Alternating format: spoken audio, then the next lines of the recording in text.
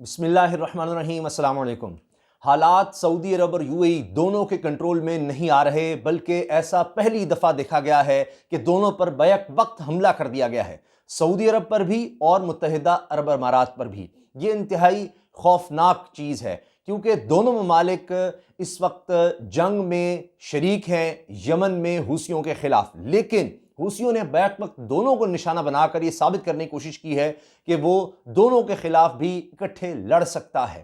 اب آپ دیکھیے کہ کتنی خوفناک صورتحال ہے کہ خود یو اے ای نے کہا ہے کہ اب پھر حملے کی کوشش کی گئی اور دو بیلسٹک میزائل فائر کیے گئے you a E per, Abu Dhabi پر، پھر حملے کی کوشش ہوئی اور اس کو ناکام بنایا گیا۔ فضا میں ہی یہ بیلسٹک میزائلز تباہ کیے گئے، مگر خوفناک بات یہ ہے کہ ابھی حوثی یہ کہہ رہے ہیں کہ ہم مزید حملے کریں گے اور اس کی تفصیلات جاری کریں گے۔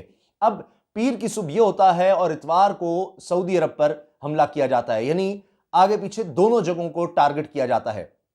سعودی عرب میں دو غیر ملکی اس میں زخمی ہوئے ہیں۔ سعودی عرب یہ تو کہتا ہے کہ ہم نے ان میزائلوں کو ناکام بنایا، ان کے اٹیک کو، لیکن دو لوگ زخمی ہوئے، کچھ ورکشاپس اور دیگر دکانیں اس میں متاثر ہوئی ہیں، ایک بنگلہ دیشی اور ایک سودانی اس میں زخمی ہوا ہے۔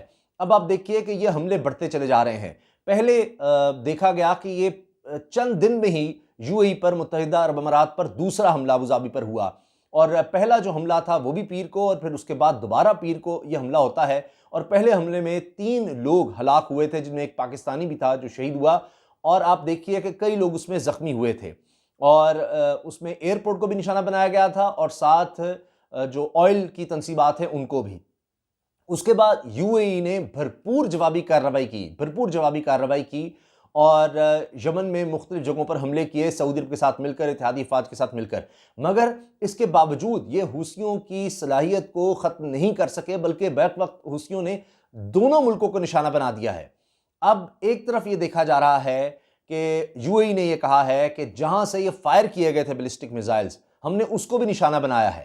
نہ صرف یہ کہ بیلسٹک میزائلوں کو ناکام بنایا ان کے حملے کو، بلکہ جس جگہ سے فائر ہوئے تھے اس لانچنگ پیڈ کو نشانہ بنایا ہے F-16 طیارے کی مدد سے۔ اس کی ویڈیو بھی جاری کی گئی ہے، کس طرح سے یہ حملہ کیا گیا F-16 کی طرف سے، اور بیلسٹک میزائل جہاں سے فائر ہو رہے تھے ان کو نشانہ بنایا گیا، اور دیکھا جا سکتا ہے کہ وہاں پر اس کے بعد دھوئیں کے بادل اڑتے ہیں، وہ فوٹیج بھی جاری کی گئی ہے۔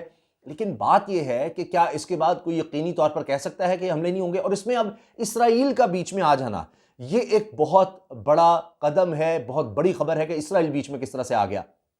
ساتھ ہی پھر ایک دفعہ ہم دیکھ رہے ہیں کہ فون پر بات ہوئی ہے عمران خان صاحب کی اور ابو ظبی کے ولی عہد محمد بن زاید ال نہیان کی۔ اس دفعہ محمد بن زاید ال نہیان نے فون کیا ہے عمران خان صاحب کو، اور یہ چند دنوں میں دوسری دفعہ ہے کہ دونوں کے درمیان بات چیت ہوتی ہے۔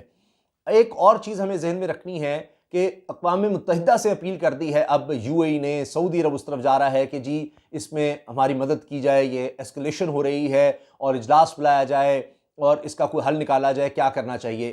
امریکہ اس سے پہلے نکل گیا تھا، امریکہ نے یہ تو کہا ہے کہ ہر صورت میں متحدہ عرب امارات کے ساتھ ہے، لیکن کیا وہ کوئی ڈیفنس سسٹم، جس طرح اس کے پاس جو ڈیفنس سسٹم ہے پیٹریوٹ ڈیفنس سسٹم، کیا وہ متحدہ عرب امارات کو وہ دے گا؟ یہ ایک بڑا سوال ہے۔ اس سے پہلے کچھ ڈیلز کی بھی باتیں ہو رہی تھیں جو عین وقت پر رک گئیں، امریکہ کے ساتھ لیٹسٹ طیاروں کی وہ بات بھی تھی، لیکن اس میں اسرائیل کس طرح سے بیچ میں آ رہا ہے؟ اسرائیل کی طرف سے آفر کی جا رہی ہے یو اے ای کو کہ ہم آپ کے ساتھ تعاون کرتے ہیں، انٹیلیجنس کا بھی، اور دفاعی تعاون مزید بڑھاتے ہیں۔ اگست 2020 میں جو ان کے درمیان ایگریمنٹ ہوا تھا، اس کے بعد سے صورتحال کچھ مزید خراب ہوئی ہے۔ آپ نے دیکھا کہ پہلے اسرائیل آتا ہے متحدہ عرب امارات کے ساتھ، یہ دفاعی تعاون کے معاہدے کرتا ہے، پھر ساتھ ہی مراکش شامل ہوتا ہے، سوڈان ہے، بحرین ہے، لیکن اب یہ جنگ ایک اور صورت اختیار کر گئی ہے۔ اسرائیل بیچ میں آ گیا ہے، سعودی عرب اور یو اے ای پہلے اس میں شامل ہے۔ اب دوسری طرف ایران کا کہا جاتا ہے جی حوثیوں کو وہ سپورٹ فراہم کر رہا ہے ایران۔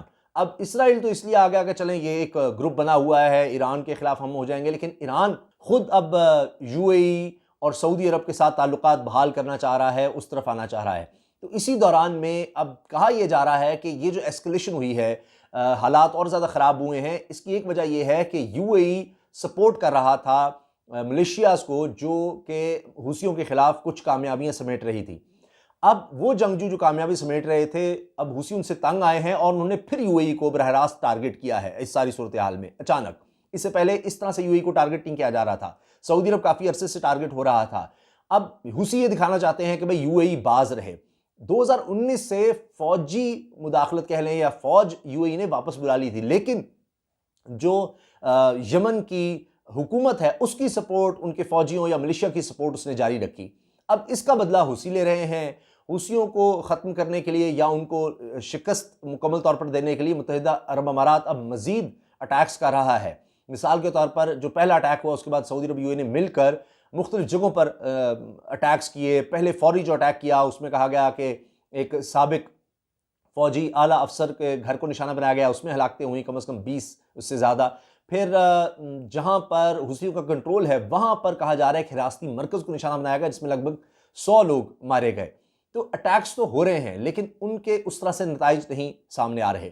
اب یہ جو حالیہ اٹیک ہوتا ہے ہم دیکھتے ہیں یو اے ای پر، تو اسی دوران میں فون کال اب محمد بن زید کرتے ہیں وزیراعظم پاکستان کو لاہور انارکلی میں جو دھماکہ ہوا اس پر تعزیت کے لیے، انسانی جان و نقصان کے لیے۔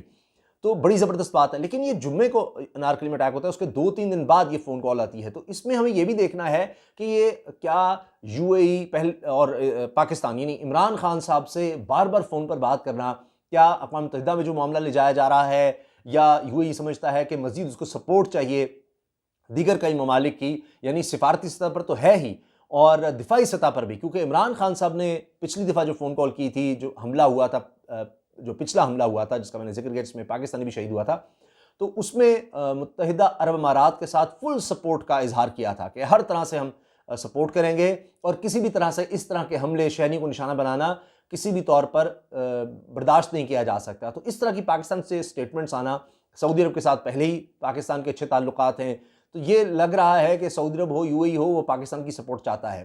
مگر جو اسرائیل کی سپورٹ والا معاملہ ہے وہ اس کو کمپلیکیٹ کر رہا ہے، مشکل بنا رہا ہے۔ یو اے ای کا 2019 سے براہ راست نکل جانا بھی معاملے کو سلجھا نہیں سکا۔ حوثیوں کے حوصلے کہہ لیں یا اگریشن بڑھتا چلا گیا ہے۔ انہوں نے پہلے یو اے ای کا جہاز اس کو قبضے میں لے لیا۔ یو اے ای کہتا ہے کہ یہ میڈیکل اکوپمنٹ لے جا رہا تھا سعودی عرب کی بندرگاہ پر، جبکہ حوثی یہ الزام لگاتے ہیں جی اس میں دفاعی ساز و سامان جا رہا تھا۔ تو وہاں پر اٹیک ہونا، پھر ایئرپورٹ پر، اور سب سے بڑی جو کمپنی ہے ADNOC Abu Dhabi national oil company, اس کو اٹیک کرنا، پہلے ہی ارامکو جو سعودی عرب کی سب سے بڑی اور دنیا کی سب سے بڑی آئل کمپنی ہے اس کو نشانے پر رکھا ہوا ہے۔ تو اگر یو اے ای نے آگے بڑھنا ہے تو سب سے زیادہ یہ چیز ہے کہ وہ محفوظ نظر آئے پوری طرح سے، اور یو اے ای یہ برداشت ہی نہیں کر سکتا کہ اس طرح کے حملے ہو، چاہے ان کو فضا میں ہی ناکام بنا دیا جائے۔ ویڈیوز جاری ہوئی ہیں، بڑے بڑے دھماکے سنے جا رہے ہیں، لیکن آپ خود سوچئے کہ سیاحت وہاں چلتی ہے، انویسٹمنٹ بلانا چاہتے ہیں، مزید اس کو آگے لے کے جانا چاہ رہے ہیں، کون جائے گا کہ رات کو جناب دھماکوں کی آوازیں آ رہی ہیں، کوئی شارپنر آ سکتا ہے یا کوئی اس طرح کا بیلسٹک میزائل وہ اگر پہنچ گیا، فضا میں ناکام ہوا تو پھر کیا ہوگا؟ کیا اسرائیل جو آئرن ڈوم اس کے پاس ہے ڈیفنس سسٹم، کیا وہ ابھی یو اے ای کو دے سکتا ہے؟ آفر تو کرنا اور بات ہے، لیکن اتنے کیا تعلقات آگے بڑھ گئے ہیں۔ اور پہلے جو حملہ ہوا وہ کروز میزائل کا تھا، آپ دیکھیے یہ دور ہے، یہ سعودی عرب والا معاملہ نہیں ہے کہ یمن کے بالکل ساتھ ساتھ بارڈر ہو، یہ تھوڑا دور ہے۔ تو وہاں تک پہلے کروز میزائل کا حملہ، ڈرونز کا حملہ اور اب بیلسٹک میزائل کا حملہ کرنا، یہ انتہائی خطرناک اور خوفناک ہے، اور اس سے پورے خطے میں مزید خطرات بڑھ رہے ہیں، اور ایسے لگ رہا ہے کہ نئے ممالک اس میں شامل ہو رہے ہیں، اسرائیل کا بیچ میں آ جانا، اور ایک طرف امریکہ چاہتا ہے کہ وہ اپنے اتحادی بنائے چین کے خلاف، ایسے ممالک کو اور زیادہ اکٹھا کرے۔ ابھی روس والی صورتحال بڑی خراب ہو رہی ہے، لیکن دوسری طرف یہ ممالک الگ سے اکٹھے ہو رہے ہیں کیونکہ ان کو اپنی پڑی ہوئی ہے کہ یمن والا جو معاملہ ہے ان سے سنبھل نہیں رہا۔ اور انٹرنیشنل آرگنائزیشنز کیا کہہ رہی ہیں کہ 1,60,00,000 لوگ یہاں پر بھوک سے مر سکتے ہیں یمن میں، 4 لاکھ لوگ پہلے ہی مارے جا چکے ہیں۔ 2015 سے یہ جنگ چل رہی ہے لیکن ختم نہیں ہو پا رہی، تو حالات مزید خراب ہو رہے ہیں۔ اب اقوام متحدہ یا انسانی حقوق تنظیمیں یہ بھی کہتی ہیں کہ جی جو اٹیک کیے جاتے ہیں، جوابی اٹیک سعودی عرب، یو اے ای یا اتحادی فوج کی طرف سے، اس میں بے گناہ لوگ بھی بہت زیادہ مارے جاتے ہیں۔ یہ ایک الگ پریشر آ رہا ہے یو اے ای اور سعودی عرب پر، ایک وہ مسئلہ ہے، اور پوری طرح سے اگر کیا اور زیادہ بمباری کرتے ہیں تو اور زیادہ مسائل ہوں گے، اقوام متحدہ یا انسانی حقوق کی تنظیمیں وہ اور زیادہ پھر دور ہوں گی۔ تو اس لیے اگر پریسیجن کی طرف جاتے ہیں تو وہ کتنے لوگوں کو ماریں گے؟ جتنوں کو مارتے ہیں اور زیادہ پھر یعنی جنگجو یا حوثیوں کے پاس اور زیادہ لوگ آ جاتے ہیں۔ پھر آپ نے دیکھ لیا کہ اگر ٹیکنالوجی وہ ٹرانسفر کرتے ہیں حکومتی فوجیوں کو یا ملیشیا کو، تو جہاں حوثیوں کو فتح ملتی ہے وہ جیتے ہیں، تو الٹا پھر وہ اسلحہ ان کے پاس چلا جاتا ہے. جس طرح آپ دیکھ رہے ہیں بیلسٹک یا کروز میزائل کا حملہ کرنا کسی ملیشیا یا جنگجوؤں کے لیے یہ کوئی معمولی بات نہیں ہے. تو اب یہ حالات خراب سے خراب ہو رہے ہیں ان ممالک کے لیے اور مشکلات بڑھ رہی ہیں. اللہ حافظ.